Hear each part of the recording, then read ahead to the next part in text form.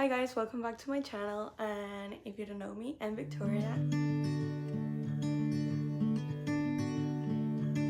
This is a small disclosure and a little side note for you guys.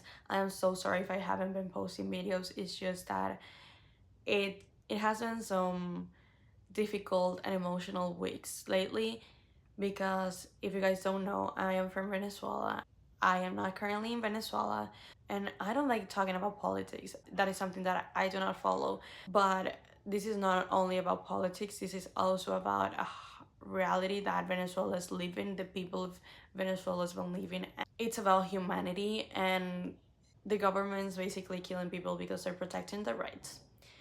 And even though I'm not there, it's so hard to be here, and basically I can do nothing to help, and it's just so distracting. I can't read because I want to be on my phone 24/7, reading the news, reading any social media that can keep me informed about the situation. My whole family is there, and it just doesn't feel right to just be here posting and talking about books when there's so many people dying. It's just not what it feels right to be doing. So that's why I haven't been posting, and I don't know when I will post this. I don't know when it will get better. I hope it is as fast as possible. I really wish I could read and give you guys videos, and also something to distract myself from what's happening, because that's why I read. I love reading because it just gets me in a world, but it's just so hard. Yeah, that's my little side note. I hope I can post videos sometime soon when I can make really good videos that are not bad quality, that I'm not in the mood to be reading. I don't want to be doing that. So yeah, thank you. I just love talking about the books that I read during the month, and I just love looking at all the stats and everything. So let's get into it. In July, I read 12 books. 4 were romances, 2 were fantasy, 2 were dystopian, 2 thrillers, and 1 fiction and 1 DNF. I read 4,224 pages, and my average rating was a 4, not 4, I wish, a 3.84. That's close to a 4. I just realized that I literally read so many books on my Kindle this month. July was such a random reading month because I was kind of getting into a book slump, and then I didn't get into it, but I wasn't feeling like reading, but I kind of got out of it. But then I wasn't like feeling reading, but then I was reading such amazing books. So I think that was just having a book hangover, which I think it's understandable because I read so many good books that I enjoyed so much, that I love so much. So let's get into all the books that I read and my ratings and my thoughts. We started off on such a good note. I was so excited for this book, and I get the mixed reviews. I do get it, but I don't know. This just got me. The book got me, and it was just what I was needing in the moment. I rated this a 5 stars. This is the second book in the Powerless trilogy, and there's a novella in between, which I already talked about. And I feel like I've talked about this book so much. If you want more of my thoughts and my feelings on the book, I read this in a reading blog, reading my most anticipated books of 2024. So this isn't there. I love the romantic aspect. I feel like this wasn't fantasy at all, and that's what, looking back into it, that's what like I was kind of like wanting more from this book. And yes, this book was repetitive and everything, but I just love the characters, and I think that's what made me love this book so much, the banter between them and everything. I know this is not a 5 star for a lot of people, but for me it was in the moment, and I enjoyed it so much.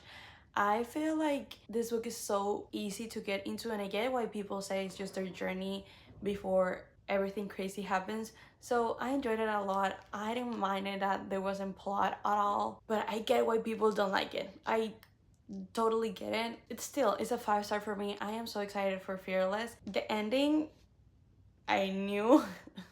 I guess the ending, there were so many hints at it, and yeah, but I didn't mind it. I want to see how they're gonna progress, how they're gonna be together at the end? I need to know. Then literally as soon as I finished Reckless, I needed something. I started this and I was so excited to keep reading this series. I know this has mixed reviews, but I gave this a 3.5. This was an okay read. It was just what I needed after reading Reckless. It was such a fast-paced book and short chapters, which I love, and it helped me so much get through the book. I literally read it in a day because it just kept me going. Yes, it was a little bit boring throughout the book, and throughout the middle it just like kind of felt flat for me, but like I said, it has short chapters and that's what got me through the book so fast. I can't complain about that. The whole premise of this book had me intrigued at the beginning. Juliet, I just wanted to know more about her. Yeah, she got kind of annoying throughout the whole book, but it was understandable because of what she was going through, and her past is so heartbreaking, but at the same time, like I said, she was very annoying, and towards the end I was tired of her. Adam, I can't stand him. There was so much love bombing, and Aaron, I love him. That's all I have to say for this book. The premise is just about this girl whose touch is fatal, and she can't touch people because she's gonna literally hurt them and kill them. And she's like in a type of asylum where it's there and she doesn't have contact with any people and nothing really, but their establishment wants her to use her as a weapon because her touch is fatal, and she's just fighting back, and we just see how it progresses through that. But it's just like the beginning just got me, the premise got me, and I didn't really know anything about this book. I just knew it was dystopian. She couldn't touch people. I thought she was in a prison, but she's in asylum, and I just knew we love Aaron. That's all I knew when I was getting into it, and I love just not knowing what it was really about. So yeah, I do recommend it, and I read the novella and we're gonna talk about it a little bit later, and I'm currently reading the second book.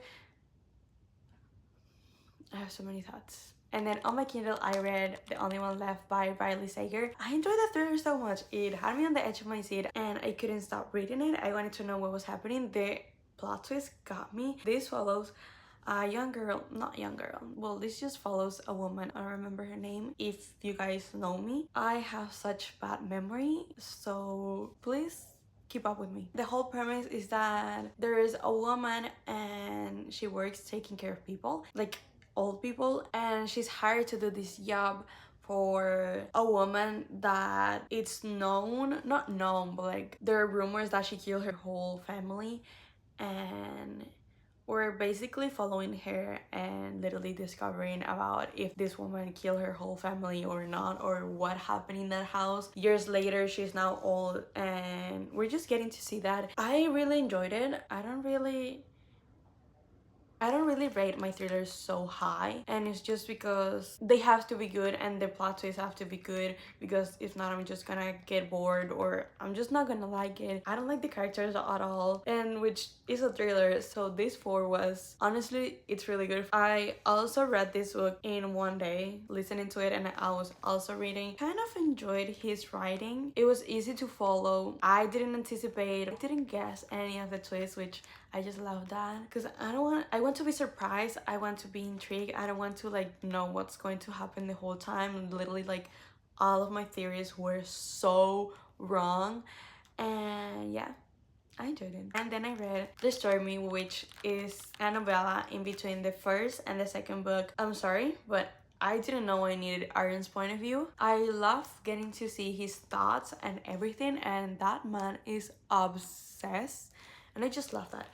If you guys know me, you know that I love when they're obsessed, and that just does something to me, and I want them to be together, if you know who I'm talking about. And I have no idea how this tiny novella gave me so much and gave me what I didn't know I needed. I think this made the whole series so much better, and I love to like getting to read the novella because we're getting the point of view that we're not getting in the main books, and it's so short. You should read it. Honestly, you just get Aaron's point of view after, well, I don't want to spoil the series. I know everyone has read Shatter Me, but still, I don't want to spoil it too much for you guys. I don't give rating to novellas. I don't like to. It doesn't feel right because they're just so short, and like, how am I going to judge a book based on like 100 pages?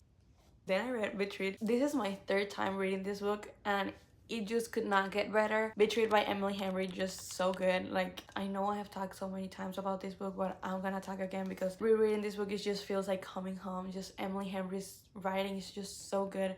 I love annotating, and reading this book during the summer just does something to me that no other book could.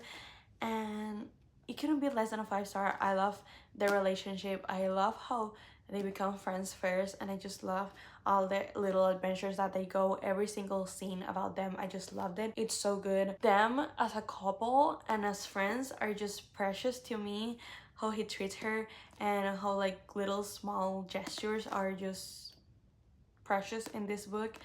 This just could not be less than a 5 stars, honestly. If I could give it a 10 stars, I would. I love them so much. Gus also deals with some personal stuff, and I just love that it's just not only about their romance or their relationship, it's also about them as a person and their development and their personal development. And I just really love that in Emily Henry's book, that is not only about the couple, it's also about their own person finding their happy ending. I don't know, do I have to say anything else about this book? I read on my Kindle Leather and Lark, which is the second book in the Ruinous Love trilogy. I gave this a 3.5.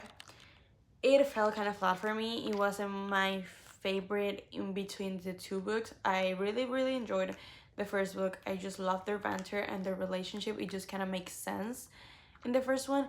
In this one, yeah, it felt flat and I didn't connect to the characters, which I always say that is like so important for you to like a book, that you have to connect to the characters or relate in any sense. I just didn't really like them or connect with them, so that was my problem with this book. Like I said, it fell flat. It was a little bit boring, and yeah, it just wasn't my favorite. I wish I liked it because I like the other one more. I forgot his name.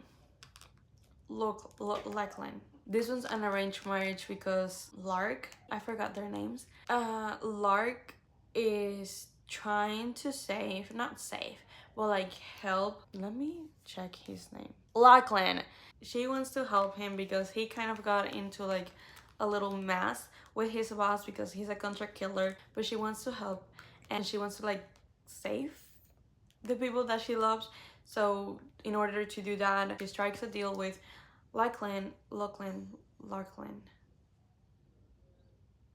Anyways, she has to strike a deal with him so she can do that arranged marriage and the whole ordeal and everything. There's something about Brian Weber's book that she puts a little mystery, and I love the serial killer and I love the killing part of those books, but she puts a little mystery in the books and I enjoyed it. In the first one, it entertained me, but for this one, the mystery, you literally knew who the person was instantly. It just didn't make sense to me. I didn't care because I didn't care about the characters. I felt like it was not built as it should have. I think it had so much potential, but it didn't work out. Then I read Play Along. I was so excited for this book. This is the fourth book in the Windy City, and Isaiah, I was waiting for him, waiting for his book for so long, because as soon as I read Caught Up, I was like, I need his book.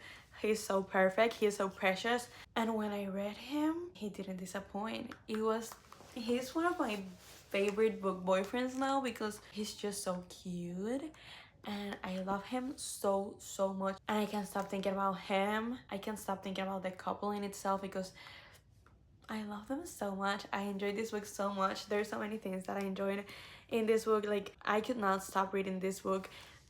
The chemistry between them was so good. The banter, their connection, how they care for each other. I need to reread the book ASAP. I don't have the book with me because I never bought the series because I didn't really like the first one, but I need to buy it now. And I don't want to buy books. I enjoyed every single aspect of this book. There's so many representations that I love, and I just connected so much with Kennedy. She's so relatable, and I'm so much like her, and I just fell for her. She was just the best, and I just want to give her a hug. Isaiah, I want to give him a hug as well. Basically, this book is about Isaiah and Kennedy, and one night in Las Vegas, they get married just like that. And obviously this doesn't help Kennedy because she works for the team and that's not allowed to like be with them, so they have to deal with all of that, and she has to deal with also some things in her career. And I don't want to say it, I just love how they met. Obviously they have to annul the marriage, but they do not, to save Kennedy's career and her position in the team. But the thing is, Isaiah, he is not one to give up. He's been literally in love with Kennedy for like 3 years, and he's just the best. He literally is the best, and he's just been obsessed and in love with her, and he's just trying to get her to like him. And she's like, I literally been engaged for many years with a person that I do not like nor love nor anything. So as soon as she can get the divorce papers, she's like, I want to start dating again. And he's like, okay, I'm gonna help you, but in the meantime, I'm gonna make you fall in love with me. And that's literally what happens. So yeah, it is a 5 stars. I don't have any complaints about it. It's just so good, and the writing was so good. And can we ask Lee Stamford for Monty's book? I need it. After that was when I got my book hangover, because I got 3 5 stars at the beginning of the month, but one was a reread, so I got 2, and that ended. And like I said, I got into a book hangover, and I was so excited for this book. This book is Summer Sisters by Judy Blume, and I DNF'd it. This was my one DNF, and I don't usually DNF the books. I don't like it. I got into like 171 pages of the whole book. It's almost 50%. What can I say about this book? Basically, this is about 2 friends that spent their summer together, and they had their share summer. They were summer sisters. They had this incredible bond and everything, but then one summer they just weren't friends anymore, and one of them is getting married years later, and she's like, I'm gonna get married, I want you to be my maid of honor, because literally who else could be, you've been my best friend forever. And they're like kind of reconnecting. I didn't get to that part because I had to DNF this book. I was still in the summer parts of before, and I don't even know what to say about this book. First, I didn't like any of the characters. The friendship was so toxic. I didn't like them. One of the friends was so toxic, and the other one's like kind of like a little bit redeemable, but she wasn't, because I didn't like her. The choices that she would make were so annoying to me. Both friends were so annoying. Every single character, the parents, the brothers, the relationship that they had like with men was so annoying to me. I couldn't get over this book. I was so bored as well throughout the whole book. I really tried to push through because I wanted to know what happened, but it just didn't feel that much important to me. I don't know. I was just not into this book at all. There were so many things that made me uncomfortable while reading this book. Something that they call their power. It just didn't feel right to be reading that about a child. I don't want to say it, I don't want to be graphic. I was just not enjoying my time reading this book. I don't like to feel like that, and I don't want to be reading that type of things about 10-year-olds. And even when they were like 16 and 17, which 17 is my age, it didn't feel right. I don't know. And then that's when the month kind of like, getting through that book was so difficult, and I just didn't know what I wanted to read or what mood I was in. I don't know. I was like, I need a summer read. I really enjoyed The Hotel Nantucket by Helen Hildebrand, so I'm gonna read another book by Helen Hildebrand. I think that's what's going to get me through what's going on with my reading a little bit slump. So I started reading on my Kindle Helen Hildebrand's The 5-Star Weekend. And it wasn't my favorite by her. I gave this a 3 stars. I was bored most of the time, and let me tell you what this is about. This is about a woman who's in her 50s, I think, First problem right there. And she recently lost her husband to a car accident, and it's been tough for her. So she read this in a blog about a 5-star weekend where she would have to invite 4 friends of like each, let's say, phase or era of her life. For example, childhood, college, when she was having babies, just adulthood, and her current friend. So she invites them to Nantucket, so to her house in Nantucket, so they can have a 5-star weekend. She plans everything, but the only catch is that she invites one person that she doesn't really know. She only knows her because she met her throughout internet, so kind of, a gamble there. And throughout the whole story we get different stories about each woman that she invited. At first I was so intrigued by the whole premise and what was going to be about. And it's about self-discovery, self-identification, and finding yourself after such grief. And my first problem with this book, which I didn't think when I just picked up the book, is that this is about 50-year-old women that are going through life, that things that I'm not going through, things that I do not relate to, that I haven't been going through nor will in many years. And don't get me wrong, that doesn't mean that I will not be reading or I don't like reading about people that are older, because that's not the thing. It's just I didn't relate nor connect with them or their issues that they were having. And I was bored throughout the whole book. Like I said, I didn't connect to the characters. I think that's a main theme throughout this month's reading. It's just I didn't connect to many characters that I was reading about. I didn't care about them.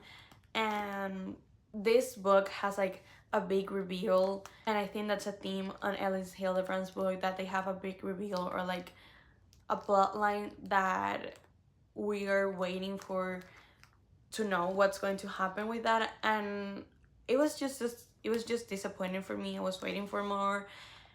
I didn't like the resolution at all. Not my favorite. And also the characters, like I said, I didn't really like them. I didn't feel for them, and they felt so shallow. Being in their inner thoughts was not my favorite, and they felt so judgmental. And yeah, I didn't care about any of them nor their story. Like I said, I wanted to know about the timeline that I was waiting for the big reveal, and that was just not what I was expecting. Also, I didn't feel like it had the summer vibes like the Hotel Nantucket, which was what I was wanting in the moment. Then I had to read the book that was picked for July for the book club that I'm in. And we have to like vote for the books that we want, and I actually voted for that one. So I was so excited for this one. I heard so many good things about this book. I was so excited about it. We read Heartless Hunter, and it's on Kindle Unlimited. The trilogy is called The Crimson Moth. And I know in the UK or Australia, the first book, it's also called The Crimson Moth, if you're looking for it. And like I said, I was so excited about this one, and then I wasn't. The beginning was so fast-paced and like so easy to get into. If you're new to reading, I feel like you should be reading this book because it's really, really easy to understand. The magic system is basically non-existent.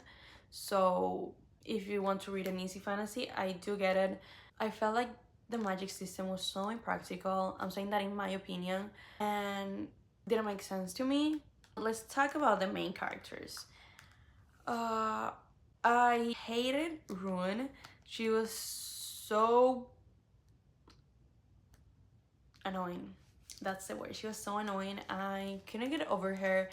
And I just couldn't get over the fact that if she's such a good fighter and she helps so many of the witches, and if she hasn't been caught for like 2 years, then how, explain this to me, how is she so stupid and how is she getting to this trouble? And it's just like I couldn't understand really how she was so stupid in this book.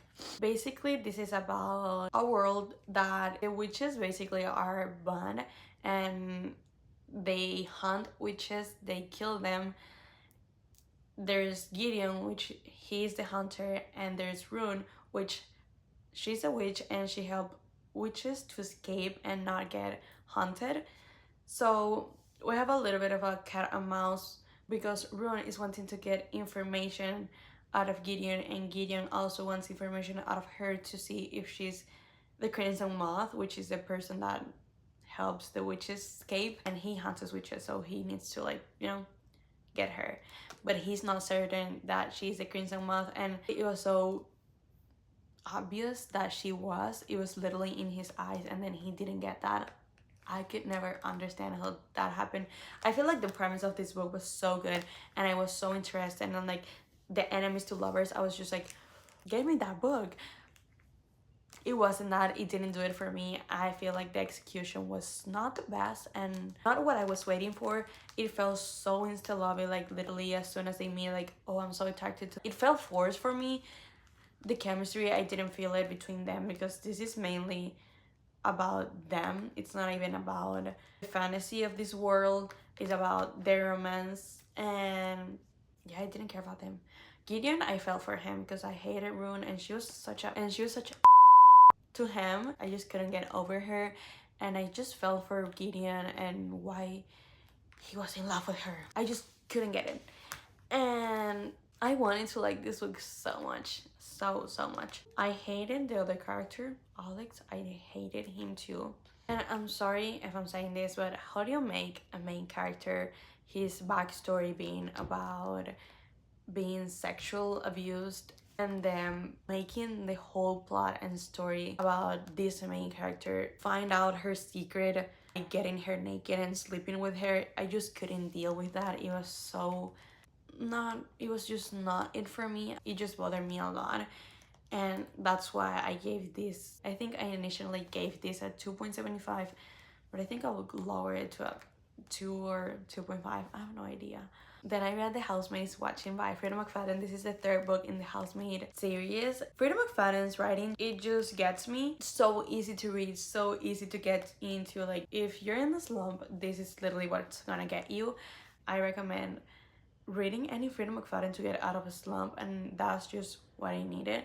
I need something so fast-paced, something that I just couldn't stop reading, and that's what got me. But I don't know how she makes me be bored, but at the same time being interested in the story. I'm not gonna say what this book's about because I'm gonna spoil the whole series, and I feel like for this type of books you should go in blind. I gave this a 3 stars with, but this book just felt so predictable to me, and I really enjoyed that she put the characters 10 years after the first 2 books took place. I really enjoyed that because I wanted to like know more about her as a person, but she did that too much. Like, she told us too much about them, like their daily life and daily routines was just too much for me. The first 60%, nothing's happening, really. Nothing's happening. I was like, I want more.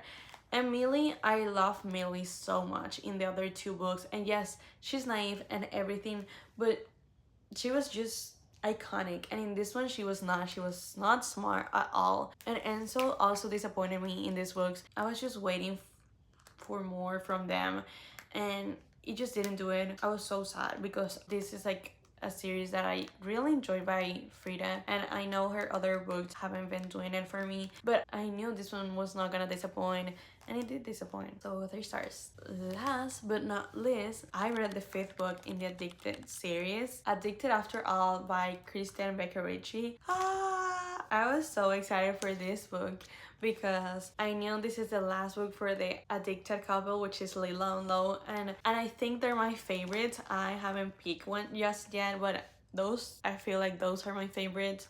I just feel so much for them, and they've been through so much, and I was so excited for this one because I knew this is the last one, and I just, if this is the last one, so this is their happy ending, and I just wanted their happy ending, and I got their happy ending. Reading about them just feels so good, and them dealing with their stuff and having their baby, and then them having their happy ending and just finding peace. I love that, and I just love them as individuals and as a couple, and I just love their love story. And I'm such a childhood friends to lovers lover that their love story just gets me, and how they know each other and how they read each other, and it's just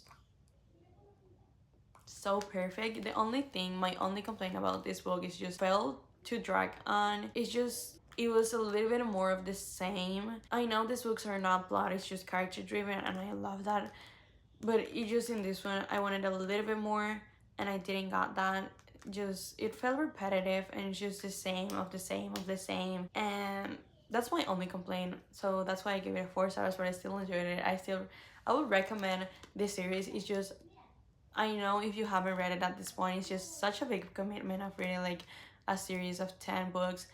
I know I literally just said this is the 5th book and the last book for them, but this book is interconnected with the Calloway Sisters series.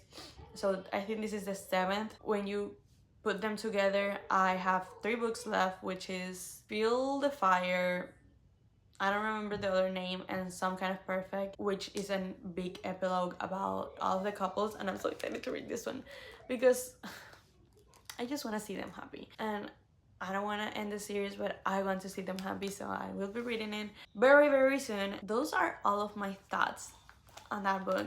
So thank you so much for watching. If you like this video, go comment, subscribe, and like. I appreciate it so much, and hopefully I'll see you in the next one. Bye!